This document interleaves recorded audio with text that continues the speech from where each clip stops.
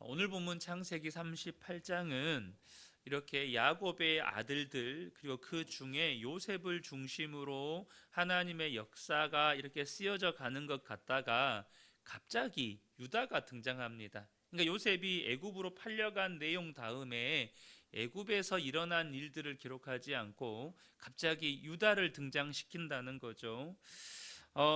그 이유는 구원의 서사가 어디로 흐르는지를 보여주기 위해서입니다. 창세기는 요셉을 영웅처럼 그리고 있지만 사실 언약의 계보는 유다를 통해서 이어집니다. 요셉의 이야기의 후반부의 절정도 사실 우리는 요셉의 용서처럼 보이지만 사실은 유다의 자기 희생이 이 요셉의 이야기의 절정이라 할 수 있습니다. 요셉의 꾀로 베냐민이 이렇게 애굽에 남아야 하는 상황이 있었잖아요. 그때 유다가 등장합니다.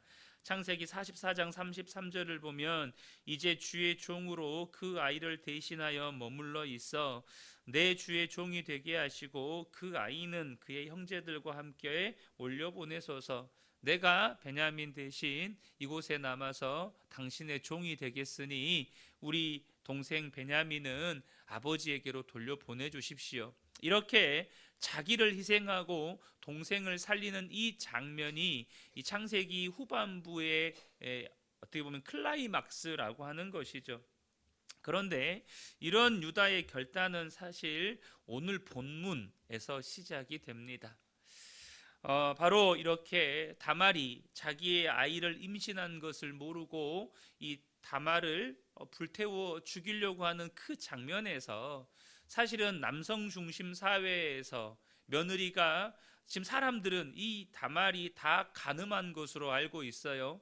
그리고 그곳에서 다말을 죽임으로써 유다의 치부를 감출 수도 있어요. 그런데 유다가 어떻게 합니까? 다말을 살리고 자신의 치부를 드러내고 그가 나보다 의롭다고 선언합니다. 그러니까 창세기 44장의 유다의 자기 희생은 오늘 본문 창세기 38장에서 시작이 된다는 것이죠. 내용을 잠깐 살펴보면 세겜에서 지금 여동생 디나의 강간, 그로 인한 형제들의 분노로 세겜 사람들을 살육한 사건, 동생 요셉을 죽이려다가 미디안 상인들에게 팔아 넘기고 아버지에게는 짐승에 의해 물려 죽었다고 거짓말해서 아버지를 큰 충격과 깊은 슬픔에 빠지게 만들었음에도 불구하고 아무렇지도 않게 행동하는 형제들의 모습, 이러한 이 야곱의 가정 안에서 일어난 소위 믿음의 가정이라고 말하는 야곱의 가정에서 일어나는 말도 안 되는 이런 사건들 속에서 유다는 형제들에 대한 큰 실망감을 가지게 됩니다. 그래서 어떻게 됩니까? 가정을 떠나요. 약속의 땅 가나안 땅을 떠나버립니다. 그리고 유다는 그가 가나안 땅에서 떠나서 방황하게 돼요. 방황했던 그곳에서 이방 여인 가나안 여인을 얻어서 첫째, 둘째, 셋째 아들을 얻는데 첫째, 둘째가 죽습니다. 그리고 며느리 다말과 자기는 모르는 사이에서 그런 행동을 했지만 며느리 다말과 동침함으로 인해서 며느리가 자기의 아이들을 임신하게 됩니다. 이런 정말로 충격적인 사건 속에서 여러분 중요한 것은 유다가 변화된다는 거예요. 이 본문 창세기 38장은 유다의 변화의 기점이 됩니다. 저와 여러분이 여기서 배우셔야 할 중요한 한 가지 교훈이 있습니다. 그건 뭐냐면 하나님께서 지금 메시아의 계보를 요셉의 계보를 통해서 잊지 않으시고 유다의 계보를 통해서 메시아의 계보를 이어가십니다. 사실 요셉이 유다보다 훨씬 빛나 보이는 사람이죠. 사람의 눈으로 보면 이보다 완벽한 사람이 없을 만큼의 사람이 요셉입니다. 그런데 하나님은 요셉이 아니고 유다를 통해서 이 땅에 메시아가 오게 하신다는 것입니다. 물론 거기에는 전적인 하나님의 주권적인 섭리가 있죠. 그러나 저와 여러분이 분명하게 봐야 할 것은 하나님은 가장 빛나 보이고 무언가 대단해 보이는 사람을 통해서가 아니라 변화된 사람, 그 변화된 사람 유다를 통해서 하나님의 약속, 특별히 구원의 서사를 이어가고 계시다는 것입니다. 사랑하는 성도 여러분, 많은 사람들이 요셉처럼 빛나는 인생을 꿈꿉니다. 무언가 사람들로부터 우러름을 받을 수 있는 그런 대단한 인생을 그렇게 선망해요. 그러나 여러분 기억하시면 좋겠습니다. 하나님은요, 예수 그리스도를 통해서 변화된 그 사람을 하나님의 구원의 서사를 써가는데 도구로 쓰신다는 거예요. 그러므로 저와 여러분이 정말로 무언가 빛나는 인생, 사람들이 우러러 볼 만한 높아지는 인생을 추구하지 말고 예수 그리스도 안에서 온전한 하나님의 사람으로 변화되는 인생을 추구해 가시라는 것입니다. 여러분, 저와 여러분이 변화되셔야 합니다. 높아지는 게 아니고요, 빛나는 인생을 꿈꾸는 게 아니고요, 정말로 나의 믿음이, 나의 성품이, 나의 삶이 예수 그리스도를 닮아가도록 변화를 꿈꾸셔야 한다는 것입니다. 여러분 스스로에게 질문해 보시면 좋겠습니다. 여러분은 요셉처럼 빛나는 인생, 혹은 사람들에게 뭔가 인정받고 야 대단하다 이렇게 박수받고 누군가에게 뭔가 하나라도 내세울 만한 것이 있는 그런 인생을 꿈꾸고 있는가? 아니면 사람들에게 뭐 인정받고 박수받을 만한 인생은 아닐지라도 내가 정말로 하나님께 인정받고 예수 그리스도 안에서 변화되어서 하나님께 쓰임받기를 내가 사모하고 갈망하고 있는가? 사실 유다를 보면요, 뭐 내놓을 만한 게 없어요. 별로 내놓을 만한 게 없어요. 오히려 아버지 집 떠나가지고 한참을 방황합니다. 새 아들을 낳고 며느리를 얻고 그 시간 동안 방황을 해요. 고린도전서 1장 27절 28절 저와 여러분이 잘 아시는 말씀입니다. 그러나 하나님께서 세상의 미련한 것들을 택하사 지혜 있는 자들을 부끄럽게 하려 하시고 세상의 약한 것들을 택하사 강한 것들을 부끄럽게 하려 하시며 하나님께서 세상의 천한 것들과 멸시받는 것들과 없는 것들을 택하사 있는 것들을 폐하려 하시나니 라고 말씀합니다. 하나님께는 그 사람이 탁월한 사람이냐, 얼마나 대단한 사람이냐, 얼마나 빛나는 사람이냐, 얼마나 사람들에게 인정받는 사람, 이거 별로 안 중요합니다. 예수 그리스도 안에서 하나님의 은혜로 새로운 피조물이 된 사람, 계속해서 주님을 바라보고 그리스도와 동행하면서 점점점 예수님을 닮아가는 그 사람을 통해서 하나님은 역사하신다는 것입니다.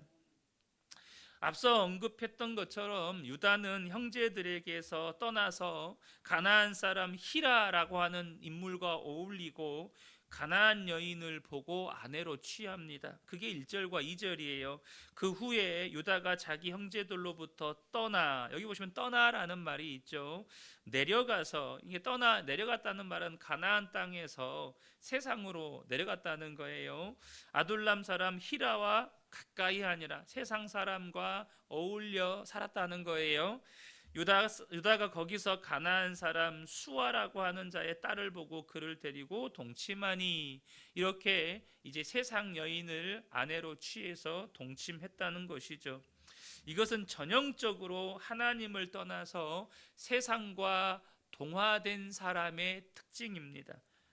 하나의 패턴이에요. 패턴. 이게 무슨 말이냐면, 이게 하나님의 사람이 세상과 동화되어서 이렇게 완전히 세상 사람인지 하나님 사람인지 구분도 안 될 만큼 변질되어 가는 것의 어떤 일정한 패턴이라는 거예요.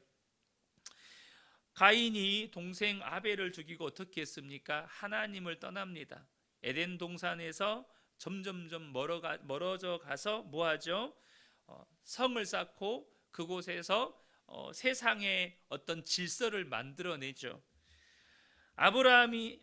롯이 아브람과 헤어져서 소돔성에 들어가 살면서 소돔성 사람들과 동화되어서 결국에는 소돔성이 심판받을 때 가정이 풍비박산이 납니다. 또한 에서 있죠. 에서가 어떻게 합니까? 가나안을 떠나요.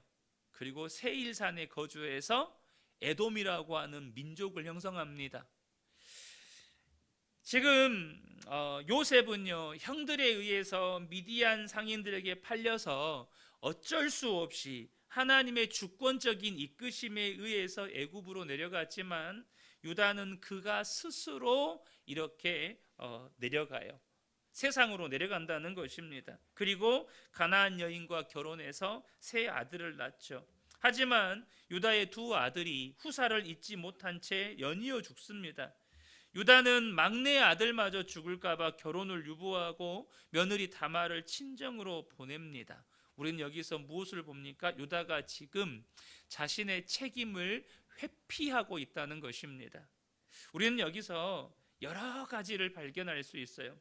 짧게 세 가지를 말씀을 드리려고 하는데요. 첫 번째는 뭐냐면, 비록 형제들에게 실망해서 형제들을 떠나기는 했지만 그는 그럼에도 불구하고 약속의 땅 가나안에 머물러야 했습니다.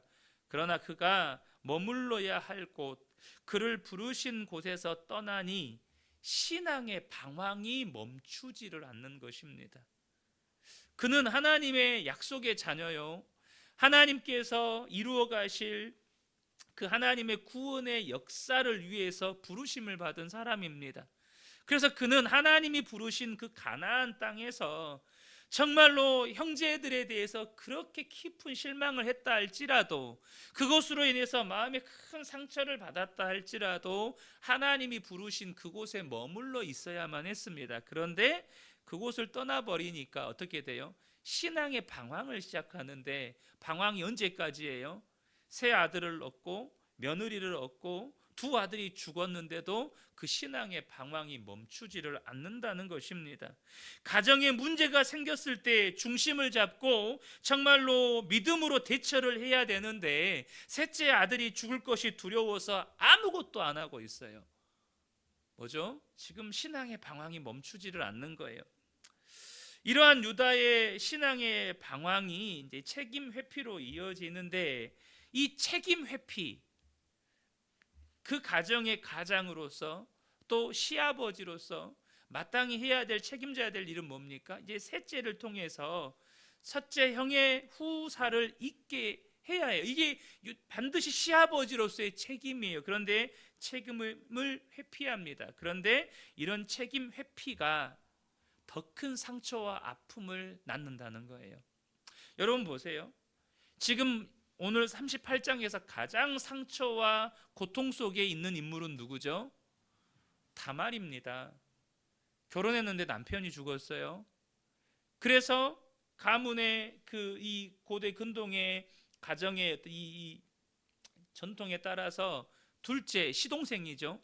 시동생이 형님의 후사를 잊게 해야 돼요. 근데 둘째 시동생이 자기랑 동침하다가 하나님의 이 심판으로 죽어요. 얼마나 충격이에요. 그런데 시아버지가 어떻게 해요? 너 친정 가서 거기 있어라. 쉽게 말하면 쫓아낸 거예요. 여러분, 지금 물론 유다도 상처받았겠죠. 첫째 아들, 둘째 아들이 죽었는데 왜 상처와 아픔이 되지 않겠어요? 그런데 그 사회에서 가장 약자는 여자예요. 며느리예요. 아무것도 자기가 주권적으로 할 수가 없어요. 주도적으로 뭔가를 할 수가 없어요. 결정되는 대로 따라야 돼요. 근데 이 유다의 책임 회피가 안 그래도 상처와 고통 속에서 슬픔 속에 있는 한 여인을 더 깊은 상처 속으로 몰아 넣는다는 거죠. 이처럼 책임을 지지 않으니 다말이라고 한 여인이 더 큰 상처와 고통 속에서 시간을 보내게 된다는 것입니다. 세 번째로 뭐냐면, 그런 책임 회피가 언약의 계보를 멈추게 만든다는 거예요. 무슨 말이죠? 사실 만약에 유다가 셋째를 통해서 셋째를 통해서 자녀를 낳게 했다면 그 셋째를 통해서 하나님께서 후사를 이어가실 거예요. 그런데 셋째를 통해서 후사를 잊지 않고 어떻게 하죠?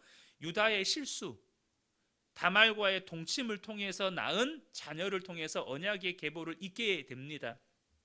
사랑하는 성도 여러분, 저와 여러분이 또 한 가지 여기서 보셔야 될 것이, 우리에게 맡겨주신 자리에서 우리의 책임을 다하지 않을 때 하나님의 역사가 중단된다는 거예요.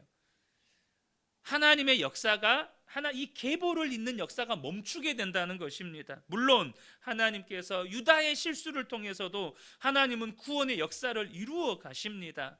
그러나 분명한 것은 내가 책임을 회피할 때, 가정에서 책임을 회피하고 혹은 교회에서 책임을 회피하고 나를 부르신 직장일 수 있겠죠. 직장에서 책임을 회피할 때 하나님께서 그곳에서 이루어 가실 역사가 잠깐 멈춰선다는 거예요. 중단된다는 거예요. 사랑하는 성도 여러분, 하나님께서 저와 여러분을 통해서 이루어 가실 하나님의 놀라운 역사들이 있습니다. 저와 여러분이 어느 곳에 있든지 나를 부르신 그곳에서 믿음의 순종을 통해서 하나님의 역사를 써가는 저와 여러분 되시기를 예수님의 이름으로 축복합니다.